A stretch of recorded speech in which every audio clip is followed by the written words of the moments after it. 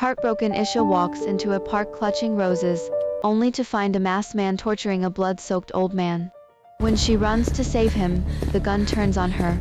Rose petals scatter, his grip tightens, and their eyes lock, but why does the beast hesitate? She was walking aimlessly on the road with her broken heart, and teared eyes holding the roses bouquet that she brought for him. Just a few hours ago, a soft, petal-like smile had adorned her lips. Now, it was replaced by the agony of betrayal, like a thorn piercing her heart. This was from the very person she claimed to at least like, who had promised to cherish her for his entire life. Damn, he couldn't even keep that promise for a year. She'd spent the whole morning getting ready, picking out her nicest dress and making sure everything was perfect, only to find out the truth she'd been refusing to see all along. She looked at the roses, sobbed even more, and was about to throw them angrily when a realization struck her. The bouquet had cost 230 rupees, her Ashu would be furious if she wasted that much money on someone who wasn't worth it. Clenching the bouquet tightly, she walked toward the nearby park, searching for a secluded spot to let her tears flow freely. She wiped away the tears from what felt like her first breakup, even though it wasn't really a breakup, more like waking up from a dream she'd been clinging to far too long. You were right, Ashu, that Dush Janwar really didn't deserve that chance, she said, wiping away her tears, with the back of her palm still sobbing. She found an empty wooden bench tucked away near the tree line, far from the main walking path, and sank down onto it, still clutching the red roses to her chest. The park was nearly empty at this hour, only a few distant footsteps and the rustle of leaves, breaking the quiet evening stillness. For a few minutes she just sat there, letting the tears fall silently, trying to piece together how everything had fallen apart so quickly, replaying every moment in her head, and wondering if she'd missed all the signs right in front of her. Suddenly, she heard someone groaning in pain. She rubbed her cheeks with a frown, and, still sitting on the bench, searched for the source of the sound. As time passed, the groaning grew louder and more ragged, stirring her natural instinct to help as a doctor. Years of medical training had wired her to respond to suffering, no matter the danger or how upset she was. Saving lives came first, always. Even her own broken heart had to step aside when someone was hurt. She stood up and began searching for the source of the sound, stepping carefully off the path and toward the denser trees. Moving ahead slowly, she was shocked to see an old man lying crumpled on the ground, drenched in his own blood.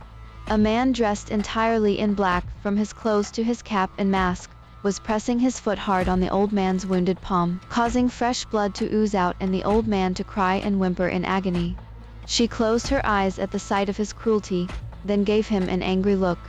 She stared at the masked man as he pulled out his gun, and pointed it at the old man, exuding a completely merciless vibe that sent shivers down her spine even from the distance where she hid. There was something terrifyingly calm about him, like he'd done this 100 times before, and felt absolutely nothing about it. He asked the old man something, but it was inaudible as she was standing far away, hiding behind the thick line of trees. The masked man kicked the old man hard in the stomach, then pressed his boot firmly on the old man's wounded chest, before shooting his right palm point blank. The old man cried out for mercy, and she flinched at the guttural sound, placing her trembling hand on her chest and closing her eyes tight, unable to bear the sight any longer.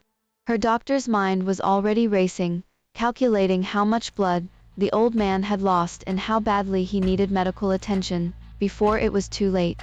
He loaded his gun to shoot, but halted when he heard someone screaming.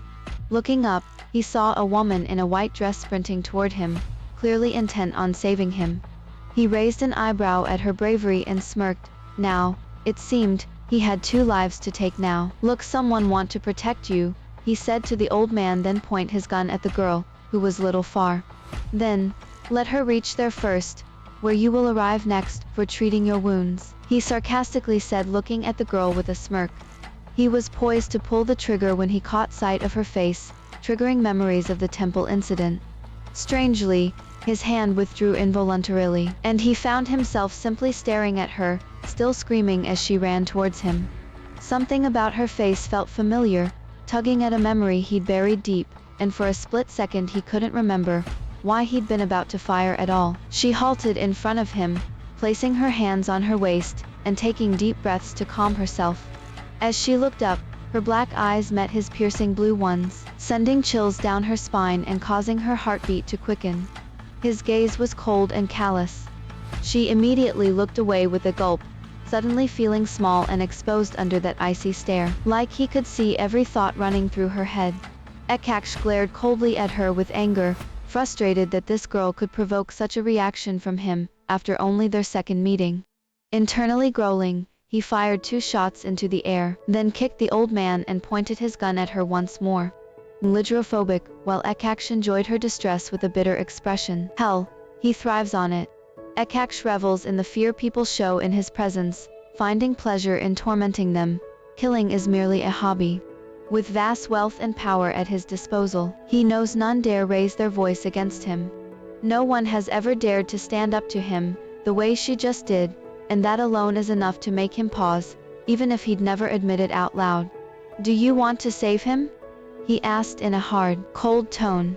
She looked up at him, realizing he could kill her with just a glance. With a gulp, she withdrew her hands from her ears. She couldn't finish her sentence, as a large hand roughly gripped her neck, forcing her to stumble back from the old man. She glanced at him, seeing rage in his eyes as he choked her, causing tears to well up due to the lack of oxygen in her windpipe. She held his hand with her one hand, and wiggled to come out of his grip, but every passing second his grip was getting tighter, and she knows that will literally leave fingerprints as she is already feeling burning sensation. Her vision was starting to blur at the edges, dark spots dancing in front of her eyes, and she could feel her strength slipping away with every breath she couldn't take. She squirmed in his grip, desperate to escape as it seemed he was determined to leave her dead.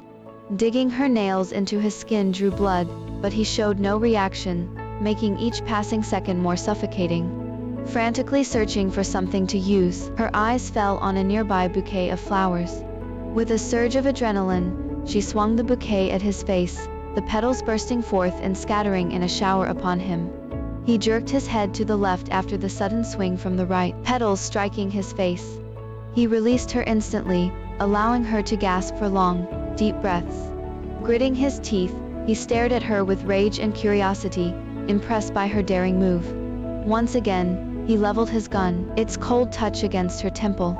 She hurriedly looked up, sensing something cold against her forehead, and gulped hard. Meeting his gaze, she saw he was on the verge of killing her. Determined, she considered repeating her previous action, lifting her hand clutching the bouquet once more. But this time, he tightly gripped her hand midway, and pinned it above her head. She struggled, causing rose petals to rain down on both of them. He glared at her fiercely, while she returned his gaze with angry tears in her reddened eyes, still wriggling to free her hand. Both held intense eye contact, locked in a silent battle of wills, neither willing to look away first even as scattered rose petals settled softly on their shoulders, and the grass beneath their feet, the old man's weak whimpers fading into the charged, heavy silence stretching between them. For a long moment nothing else existed in the world, but the two of them and the hundreds of soft red petals, drifting slowly to the ground around their feet.